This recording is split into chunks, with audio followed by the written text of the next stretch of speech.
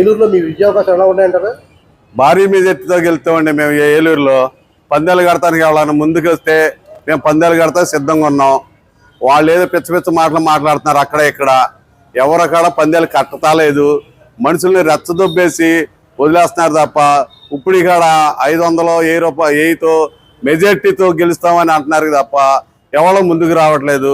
కూటమి కాడ గెలుస్తుంది, చంద్రబాబు నాయుడు గారు ముఖ్యమంత్రి అవుతారు. ఏలూరు భారీ మెజార్టీతో 25,000 మెజార్టీతో బడ్జెట్ సంటి గారు రాధాకృష్ణ గారు గెలుస్తాడు. అదేవిధంగా దెందులు నియోజకవర్గం వచ్చేపాటికి చింతమనేని ప్రభాకర్ గారు కూడా 10,000 నుంచి 15,000 మెజార్టీతో గెలుస్తాడు. విజయ అవకాశాలు కూటమి ఏర్పాటు చేస్తుంది. 9వ తారీఖున ప్రమాణ స్వీకారం చేస్తాడు చంద్రబాబు నాయుడు గారు. ఇందులో తిరిగిలేదు.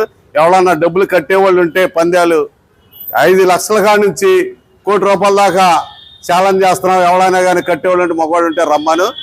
500